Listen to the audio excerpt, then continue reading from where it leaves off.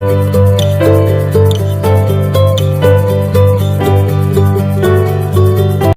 बच्चों, कैसे आप सब लोग। दिस इज सलमान कौर और आप देख रहे हैं यूट्यूब के चैनल कैट क्लासेस पर। तो चलो आज हम शुरू करते हैं क्लास 10 फिजिक्स का चैप्टर इलेक्ट्रिसिटी। ठीक है बच्चों, देखिए इलेक्ट्रिसिटी का हमारी डेली लाइफ में बहुत ज्यादा यूज है। हम देखते हैं कि हमारे होम्स में इलेक्ट्रिसिटी मैनी पर्पज के लिए यूज होती है। ठीक है, तो फिजिक्स के अंदर ये चैप्टर क्यों डाला गया है, ये चैप्टर पढ़ने के बाद हमें समझ भी आ जाएगा कि हाँ ये चैप्टर हमारे लिए पढ़ना कितना ज्यादा जरूरी था।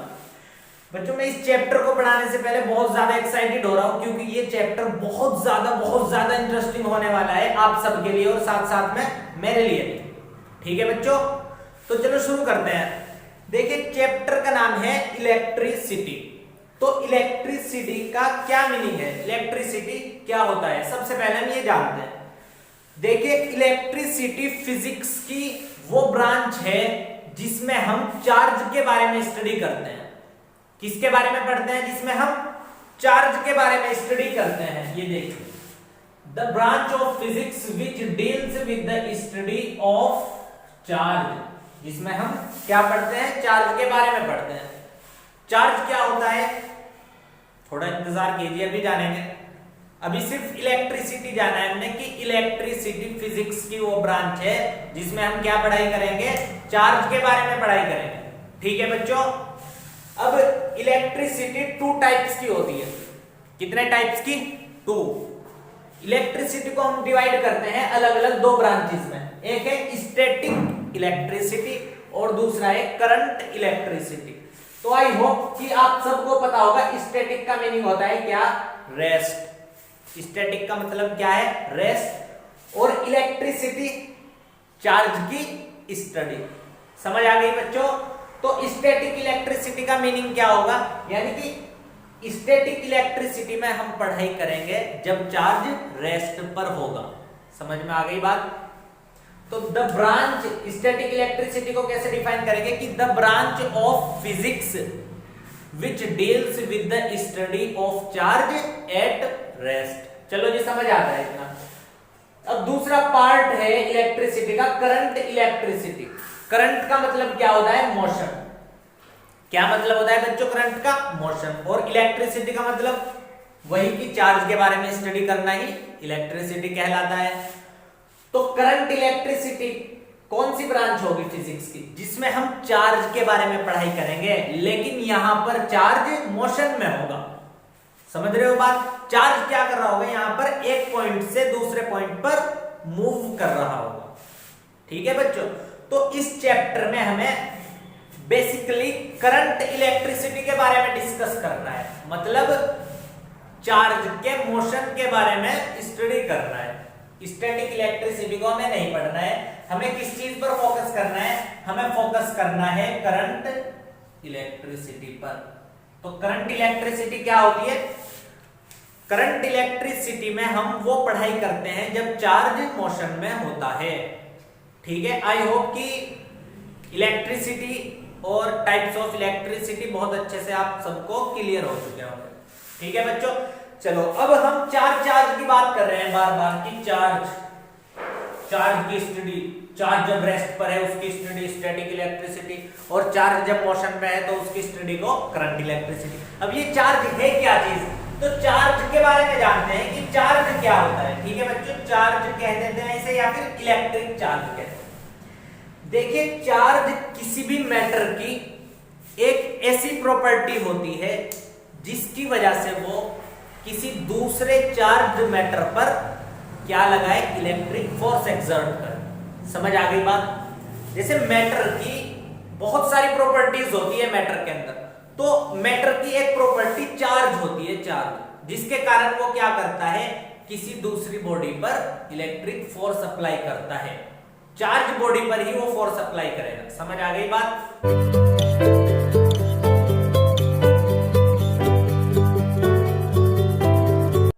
ठीक है बच्चों, तो चार्ज क्या होती है, किसी भी मैटर की एक अंदरूनी प्रॉपर्टी जिसकी वजह से वो क्या करता है, इलेक्ट्रिक फोर्स अप्लाई करता है। तो समझ आती है चार्ज की बात। चार्ज की डेफिनेशन देखते हैं कि चार्ज की डेफिनेशन क्या होती है। देखिए, the electric charge is an intrinsic property of matter by virtue of which it can exert electric force. Matter की वो प्रॉपर्टी जिसके कारण ये इलेक्ट्रिक फोर्स एक्सर्ट करता हो उसे क्या बोलेंगे हम? Electric charge. चलो जी ठीक है, इतना तो समझ आता है। इलेक्ट्रिक चार्ज को क्यू से रिप्रेजेंट करते हैं, ठीक है बच्चों, ये भी जानना जरूरी है। आगे क्वेश्चंस करने में, न्यूमेरिकल्स करने हैं, तो हम चार्ज को किससे रिप्रेजेंट करेंगे? वहां पर क्यू से रिप्रेजेंट करेंगे। कई जगह स्मॉल क्यू से भी रिप्रेजेंट करेंगे और कैपिटल क्यू से भी रिप्रेजेंट करेंगे। उसके बाद एसआई यूनिट देखते हैं। चार्ज की एसआई यूनिट कूलम्ब होती है। आई होप कि आप सबका सुना हुआ होगा ये नेम तो। और कूलम्ब को सी से रिप्रेजेंट करते हैं, ठीक है बच्चों। अब आगे टाइप्स ऑफ चार्ज की भी बात करते हैं। चार्ज भी कितने तरीके के होते हैं? दो तरीके के चार्ज होते हैं। कितने तरीके के? दो तरीके। एक होता है पॉजिटिव चार्ज, समझ आ गई, और दूसरा होता है नेगेटिव चार्ज। सुना हुआ होगा, 8th 9th क्लास में आप ऑलरेडी ये पढ़ चुके हो। तो पॉजिटिव चार्ज होता है, एक होता है नेगेटिव चार्ज। समझ आ गई बात? पॉजिटिव चार्ज से आपके माइंड में आ रहा होगा कि यार प्रोटॉन होते हैं पॉजिटिव चार्ज। प्रोटॉन पर कैसा चार्ज होता है? पॉजिटिव। तो हम कौन सा झूठ थोड़ा ही ना कह रहे हैं, हमने नेक्स्ट पॉइंट ये लिखा है कि प्रोटॉन पजेस पॉजिटिव चार्ज और इलेक्ट्रॉन नेगेटिव चार्ज होता है। तो नेक्स्ट पॉइंट ये लिखा है कि इलेक्ट्रॉन पजेस नेगेटिव चार्ज। समझ आ गई बात? तो बच्चों, प्रोटॉन पर पॉजिटिव चार्ज होता है और एक प्रोटॉन पर कितना चार्ज होता है? 1.6 इंटू 10 की पावर -19 कूलम्ब चार्ज होता है। लेकिन उस चार्ज का नेचर होता है पॉजिटिव। समझ आ गई बात? और इलेक्ट्रॉन पर भी ठीक उतना ही चार्ज होता है, लेकिन नेचर क्या होती है? इलेक्ट्रॉन पर जो चार्ज होता है नेगेटिव। इलेक्ट्रॉन पर जो चार्ज होगा -1.6 इंटू 10 की पावर -19 कूलम्ब होगा। और प्रोटॉन पर कितना चार्ज होगा? +1.6 इंटू 10 की पावर -19 कूलम्ब। ठीक है, तो कोई बॉडी पॉजिटिव चार्ज भी हो सकती है, हो सकता है उस पर पॉजिटिव चार्ज। चार्ज आने का क्या मतलब है? या तो उस पर पॉजिटिव चार्ज होगा या फिर उस पर नेगेटिव चार्ज होगा। समझ आ रही है ना बात? या तो उस पर पॉजिटिव चार्ज होगा या फिर उस पर होगा नेगेटिव चार्ज। चार्ज का ये मतलब समझ आ गया? ये मार्कर चार्ज है, इसका क्या मतलब है? या तो इस पर पॉजिटिव चार्ज ज्यादा हो रहा होगा या इस पर नेगेटिव चार्ज ज्यादा हो रहा होगा। यहां पर देखिए, अगर इस पर पॉजिटिव चार्ज बराबर हो जाए नेगेटिव चार्ज के, फिर तो न्यूट्रल बॉडी हो जाएगी। फिर ये कोई इलेक्ट्रिक फोर्स एक्सर्ट नहीं करेगी। क्यों? क्योंकि यहां पर जितना मैग्नीट्यूड पॉजिटिव चार्ज का है उतना ही मैग्नीट्यूड नेगेटिव चार्ज का है। समझ आ गई बात? और अगर पॉजिटिव चार्ज का मैग्नीट्यूड ज्यादा हो जाता है नेगेटिव चार्ज से, इसका क्या मतलब है? कि बॉडी पर पॉजिटिव चार्ज आ चुका है। समझ आ गई बात? और अगर नेगेटिव चार्ज का मैग्नीट्यूड ज्यादा हो जाता है किससे? पॉजिटिव चार्ज से, इसका क्या मतलब है? कि बॉडी नेगेटिवली चार्ज है। समझ आती है? तो कभी आपने सोचा है कि बॉडी पर पॉजिटिव चार्ज क्यों आता है और बॉडी पर नेगेटिव चार्ज क्यों आता है? एक एग्जांपल लेकर इस बात को अच्छे से क्लियर करते हैं। ठीक है बच्चों, देखिए हम बात करते हैं, हम सोडियम लेते हैं, सोडियम Na। हम क्या लेते हैं? Na की बात करते हैं। ठीक है, Na के पास प्रोटॉन कितने होते हैं? 11 तो होते हैं इसके पास प्रोटॉन। ठीक है बच्चों, और इलेक्ट्रॉन कितने होते हैं इसके पास? 11 ही होते हैं इसके पास इलेक्ट्रॉन। हम सबको इस बात का पता है कि सोडियम का एटॉमिक नंबर है 11, उस पर 11 प्रोटॉन हो गए और 11 हो गए इलेक्ट्रॉन। समझ आती है बात? प्रोटॉन होते हैं पॉजिटिव चार्ज, मतलब 11 तो पॉजिटिव चार्ज है उस पर, और इलेक्ट्रॉन होते हैं नेगेटिव चार्ज, 11 ही है उस पर नेगेटिव चार्ज। न्यूट्रल है ना भैया? ये क्या है? न्यूट्रल है। ठीक है बच्चों, ये क्या है? न्यूट्रल है।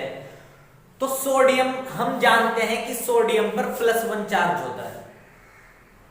सोडियम क्या करता है? +1 चार्ज आ जाता है सोडियम पर। तो सोडियम Na+ की फॉर्म में एग्जिस्ट करता है, हमें पता है। सोडियम किस फॉर्म में एग्जिस्ट करता है? Na+ की फॉर्म में। चलो, अब आपको क्या समझ आ रहा है कि इस पर पॉजिटिव चार्ज है, मतलब इस पर 12 प्रोटॉन हो गए होंगे, इलेक्ट्रॉन इस पर इस पर इलेक्ट्रॉन कितने होंगे? 11।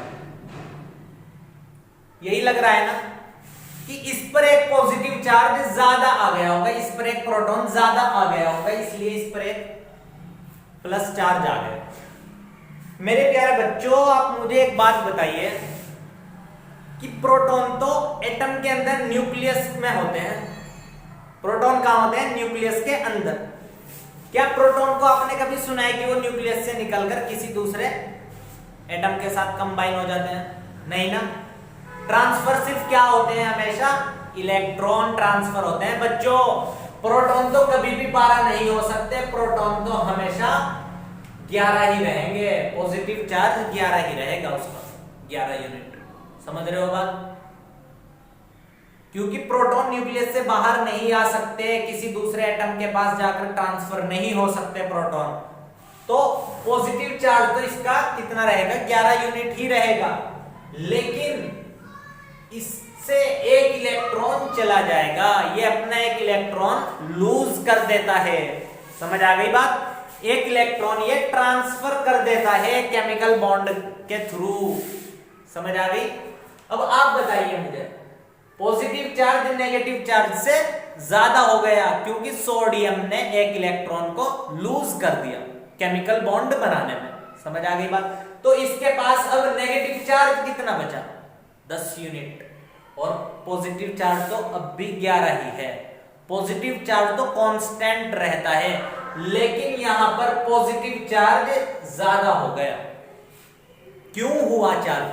पॉजिटिव चार्ज तो 11 ही पहले था, 11 ही अब है, लेकिन नेगेटिव चार्ज में से एक वैल्यू कम हो गई, जिसकी वजह से अब ये पॉजिटिव बिहेव करने लगा। तो पॉजिटिव और नेगेटिव का चक्कर समझ में आ रहा है? क्लोरीन Cl नेगेटिव, वहां पर नेगेटिव साइन क्यों आ रहा है? क्योंकि उसके पास 17 तो प्रोटॉन है और 17 है इलेक्ट्रॉन। 17 ही यूनिट पॉजिटिव चार्ज है उस पर और 17 यूनिट नेगेटिव चार्ज है। अब वो केमिकल बॉन्ड बनाते वक्त एक इलेक्ट्रॉन एक्सेप्ट कर लेता है, तो अब इलेक्ट्रॉन उस पर कितने हो गए? 18। और पॉजिटिव चार्ज अब भी 17 यूनिट है उस पर, लेकिन क्योंकि अब एक इलेक्ट्रॉन ज्यादा हो गया तो उस पर एक नेगेटिव चार्ज आ जाता है। तो पॉजिटिव और नेगेटिव का खेल समझ आता है। इलेक्ट्रॉन के कम ज्यादा होने से चार्ज प्रोड्यूस होता है। समझ आ गई बच्चों बात? तो खैर हमने समझ लिया है कि चार्ज कैसे आता है। पॉजिटिव चार्ज का मतलब ये है क्या कि भाई यहाँ पर प्रोटॉन ज्यादा बढ़ रहे हैं, या नेगेटिव चार्ज का ये मतलब है कि यहाँ पर प्रोटॉन पॉजिटिव चार्ज कम हो रहा है? नहीं भाई, प्रोटॉन तो जितने हैं उतने ही रहेंगे, लेकिन इलेक्ट्रॉन के ट्रांसफर होने से कई बार पॉजिटिव चार्ज की वैल्यू ज्यादा हो जाएगी। जब पॉजिटिव चार्ज ज्यादा हो जाएगा और नेगेटिव चार्ज कम, जैसा सोडियम के केस में, तो उस केस पर क्या हो जाएगा? पॉजिटिव चार्ज आ जाएगा। और अगर नेगेटिव चार्ज की वैल्यू ज्यादा हो गई, मतलब इलेक्ट्रॉन ले लिया, पहले से ही इलेक्ट्रॉन थे, 2 इलेक्ट्रॉन और ले लिए, तो 2 नेगेटिव चार्ज आ जाएगा, क्योंकि अब पॉजिटिव चार्ज तो अब भी पहले जितना है, लेकिन नेगेटिव चार्ज की वैल्यू अब पहले से ज्यादा हो गई। तो चलो बच्चों, ये थोड़ा सा आपको बताना था कि पॉजिटिव और नेगेटिव चार्ज का क्या मतलब होता है, पॉजिटिव चार्ज कैसे आता है और नेगेटिव चार्ज कैसे आता है। सब खेल है इलेक्ट्रॉन के ट्रांसफर होने का। इलेक्ट्रॉन के ट्रांसफर होने से ही पॉजिटिव चार्ज आता है और इलेक्ट्रॉन के ट्रांसफर होने से ही नेगेटिव चार्ज आता है। चलो खैर, अब हम बात करते हैं कि नेचर क्या होता है चार्ज का। ये तो हमने पढ़ा है ना कि एक चार्ज दूसरे चार्ज पर इलेक्ट्रिक फोर्स एक्सर्ट करेगा, तो उस फोर्स का नेचर देखते हैं। देखिए, अगर पॉजिटिव चार्ज को हम दूसरे पॉजिटिव चार्ज के पास लेकर जाएंगे तो वो दोनों एक दूसरे को रिपेल करेंगे। समझ आ गई बात? एरो से दिखा रखा है, ये वाला चार्ज इस वाले चार्ज को इस डायरेक्शन में पुल करेगा और ये वाला चार्ज इस चार्ज को इस डायरेक्शन में। समझ आ रही है ना बात? तो सेम चार्ज क्या करेंगे? एक दूसरे को रिपेल करते हैं। अगर नेगेटिव नेगेटिव के पास लेकर जाएंगे तो भी वो एक दूसरे को रिपेल करेंगे। और अगर ऑपोजिट चार्ज लाए, एक पॉजिटिव चार्ज लाए और एक नेगेटिव चार्ज लाए, तो पॉजिटिव नेगेटिव को अपनी साइड अट्रैक्ट करेगा। क्या करेगा? अपनी साइड अट्रैक्ट। समझ आ रही है ना बात? मजा आ रहा है पढ़ने में, इंटरेस्ट बन रहा है ना आराम आराम से चैप्टर में? चलो, तो क्या कंक्लूजन निकाला कि same charge repel each other and opposite charge attract each other. तो ये बात याद रखिए कि क्या होता है, सेम चार्ज रिपेल करते हैं और ऑपोजिट चार्ज अट्रैक्ट करते हैं। समझ आ रही है बात इतनी? चलो आगे बढ़ते हैं।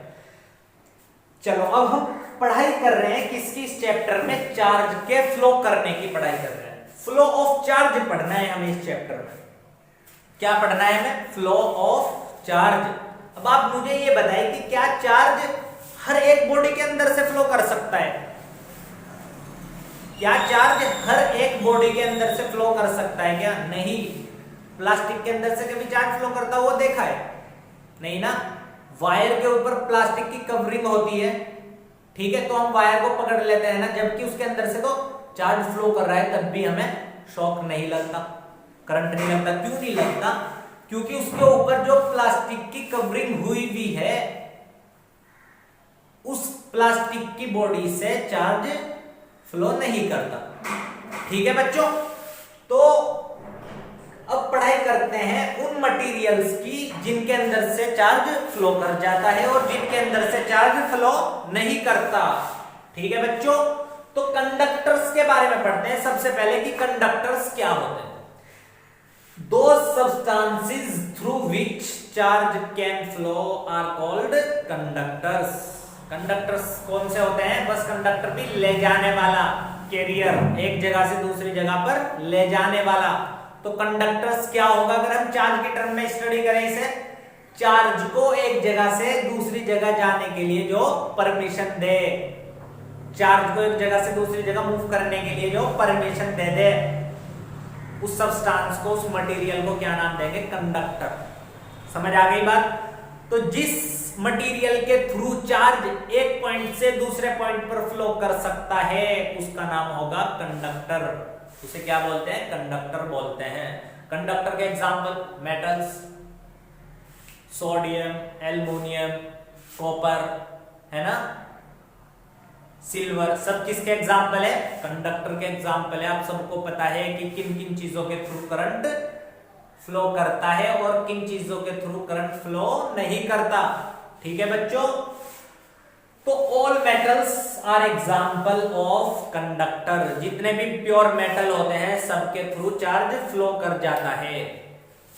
सबके थ्रू क्या करता है? चार्ज फ्लो करता है। ग्रेफाइट भी आता है इसमें, कार्बन की फॉर्म होती है ना ग्रेफाइट, है ना, carbon and its compound chapter पढ़ा है, उसमें पढ़ा होगा ग्रेफाइट के बारे में। उसके पास फ्री इलेक्ट्रॉन्स होते हैं। अब ये फ्री इलेक्ट्रॉन्स कहां से आ गए भाई? फ्री इलेक्ट्रॉन्स का भी इन्वॉल्वमेंट पढ़ेंगे कि कंडक्टर में फ्री इलेक्ट्रॉन्स का क्या इन्वॉल्वमेंट होता है, लेकिन अभी के लिए थोड़ा रुक जाते हैं। अभी जिस बात पर डिस्कस कर रहे हैं उसी पर डिस्कस करते हैं। किसके बारे में? कंडक्टर्स के बारे में। नाइक्रोम और मैंगनीज ये भी चार्ज को फ्लो करने देते हैं, लेकिन ये अलॉय होते हैं। ये क्या होते हैं? अलॉय होते हैं। ये चार्ज को इतना ज्यादा फ्लो नहीं करने देते जितना कंडक्टर करने देते हैं। चलो फिर हमें कंडक्टर समझ में आता है कि कंडक्टर्स वो मटेरियल होते हैं जो चार्ज को फ्लो करने की परमिशन दे। समझ आ गई बात? एग्जांपल यहां पर लिखे हुए हैं। इंसुलेटर, इंसुलेटर वो मटेरियल होते हैं जो चार्ज को फ्लो करने की परमिशन ना दे। समझ आ रही है ना बात? जो चार्ज को फ्लो करने की परमिशन ना दे। एग्जांपल भाई बहुत सारे हैं, प्लास्टिक है, लकड़ी है ना, रबर है, बहुत सारे एग्जांपल है डेली लाइफ में आप देख सकते हो जिनके थ्रू करंट फ्लो नहीं करता। अगर फिर भी आपको रटने पड़ रहे हो तो आज एक काम करना, घर में से एक एक सामान उठाना और उठाने के बाद जो बोर्ड में स्विच होता है ना उसमें लगा कर देखना, आपको पता चल जाएगा किसके थ्रू करंट फ्लो कर रहा है और इसके थ्रू करंट नहीं फ्लो कर रहा है। समझ आ गई बात? फिर देखते हैं, अच्छे से प्रैक्टिकल भी हो जाएगा, आपका पता चल जाएगा कि कहां से चार्ज फ्लो कर रहा और किस बॉडी के थ्रू चार्ज फ्लो नहीं कर रहा है। चलो खैर, इंसुलेटर के एग्जांपल है बच्चों लिखे हुए कि glass, rubber, plastic, paper, dry wood and cotton etcetera. अब आप मुझे एक बात बताएं कि कुछ मटेरियल के थ्रू तो चार्ज फ्लो कर रहा है और कुछ मटेरियल के थ्रू चार्ज फ्लो नहीं कर रहा है। ऐसा क्यों है? ऐसा क्यों है?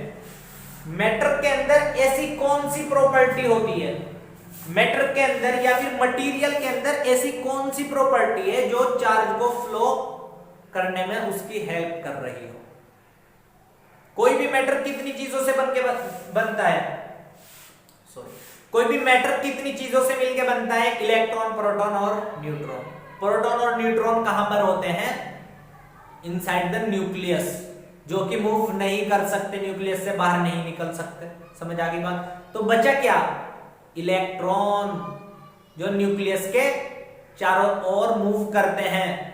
तो चार्ज का फ्लो करना किसकी वजह से होगा? इलेक्ट्रॉन की वजह से।